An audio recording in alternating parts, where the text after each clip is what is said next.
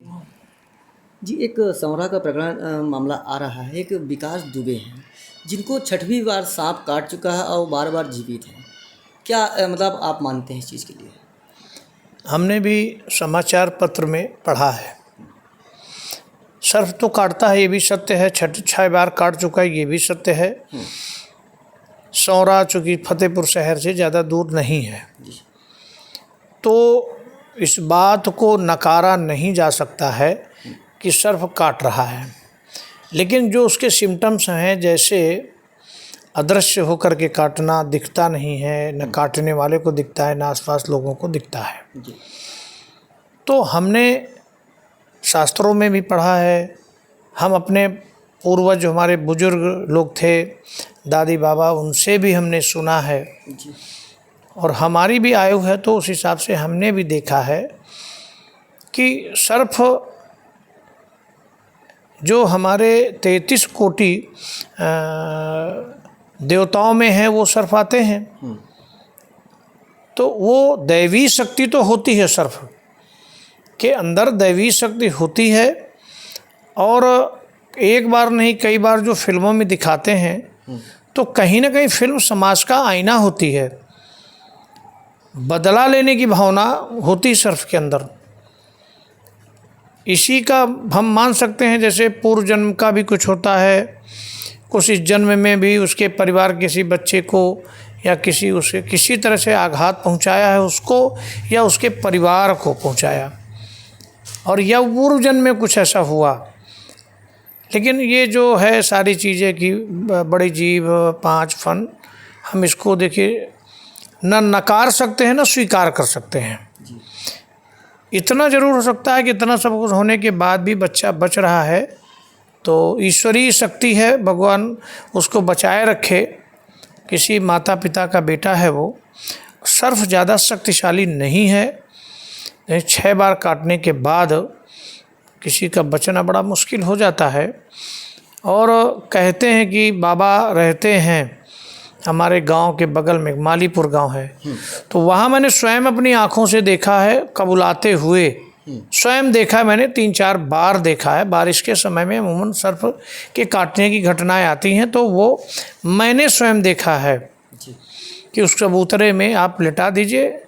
और कोई बाबा, मैं भूल गया हूँ, चूँकि पहले की बात है, जब विद्यार्थी जीवन था हमारा गांव में रहे, तो कोई बाबा की जय बोलते हुए आइए तेज़ी से, जिससे बाबा जी आसपास होते हैं तो वो आ जाते हैं चबूतरे में। अदृश्य हैं, वो भी दिखते नहीं। और देखा मैंने कि वो लिटाने के बाद उसको 1.5 या पौने 2 घंटा के बाद वो एकदम लड़की उठी। हमारे गांव के हैं ब्रजकिशोर तिवारी जी, उनकी बिटिया मंजू तिवारी थी। तो उस समय विद्यार्थी थी, वो भी सयानी हो गई थी, लेकिन विद्यार्थी थी, अविवाहित थी। तो देखा मैंने, स्वयं मैंने देखा अपनी आंखों से। उसी चबूतरे 2 घंटे हम बैठे रहे, हम लोग सब गांव के लोग गए थे, तो देखा हमने। तो 2 घंटे के बाद वो उठी और उसको उसी बीच में नीम की पत्ती खिलाया, तो वो कड़ू नहीं लगी, एकदम खाती चली गई। और बाप उसी बीच में उससे कबुलाया गया कि क्यों काटा तुमने। तो सर्प की आत्मा थी जैसे लगता है। वो उससे कबुलाने का मतलब है कि वो लड़की से नहीं बयान हो रहा, वो सर्प से हो रहा बयान। तो उसकी पूरी शक्ति, पूरी छाया वो लड़की के अंदर सर्प की थी। वो कह रहे थे हमारे पैर रख दिया इन्होंने हमारे ऊपर, तब मैंने काट लिया। बाद में जब वो ठीक हुई तो उससे पूछा गया कि भाई ऐसा क्या हुआ, कैसे काटा। तो कहन मैं दीर्घ शंका के लिए जा रही थी, तब पहले की बात है, तो शौचालय वगैरह घर में नहीं थे, तो बारिश का समय था, तो पैर हमारा उसके ऊपर पड़ गया, उसी से पलट के उसने काट लिया। माने वो सर्प के विष रहने पर बेहोशी की हालत में जो बयान था, जो होश में आने के बाद बयान था, वो एकदम सेम बयान थे। तो मैं फिर ये कहूँगा कि ये दैवीय शक्ति का कुछ प्रभाव तो निश्चित रूप से इसको हम स्वीकार करते हैं, इसको अस्वीकार नहीं किया जा सकता है। और रही बात सहयोग की, तो स्वास्थ्य विभाग इस पर विशेष ध्यान दे। एंटी जो हमारे सर्प के काटने के इंजेक्शन हैं, वो बड़ी मात्रा में रखे जाएं, क्योंकि बारिश के समय में जहरीले कीड़े अपने अपने घरों से निकल करके पानी भर जाता है, तो बाहर निकलते हैं और किसी न किसी को डैमेज करते हैं। इसलिए इसका इलाज जो हो रहा है, जो सरकार इसकी चिंता कर रही है, हमें लगता है कि प्राइवेट हॉस्पिटल से बेटर सरकारी हॉस्पिटल हैं और अगर इसमें किसी तरह की लापरवाही कोई बरती जा रही है सरकारी अस्पतालों में, चूँकि ये सुनने में भी आ रहा है कि रिफ़र, तो ये लापरवाही मैं यहाँ की सक्षम जिलाधिकारी से कहूँगा कि वो इस पर चिंता करें और सभी सामुदायिक स्वास्थ्य केंद्र, प्राथमिक स्वास्थ्य केंद्रों पर सर्प काटने का जो एंटी रेबीज़ होता है, एंटी पॉइजन होता है, वो इंजेक्शन उपलब्ध रहें बड़ी मात्रा में, जिससे भी किसी व्यक्ति को ना तो रिफ़र किया जा सके और ना ही सर्प के काटने से उसकी मृत्यु हो सके।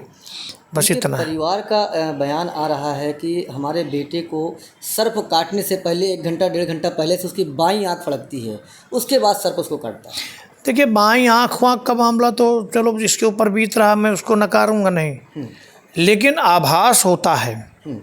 सर्प एक ऐसा प्राणी है कि आप सोते हो चाहे जितना, अगर आपके ज़मीन में अगर आप सो रहे हैं या कहीं पर हैं तो आपके कमरे में है तो वो एहसास होता है, ये निश्चित रूप से एहसास होता है, उसकी सांस से एहसास होता है।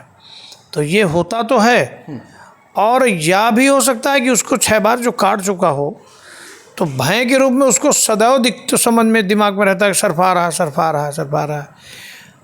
रविवार और शनिवार की बात आ रही है जी।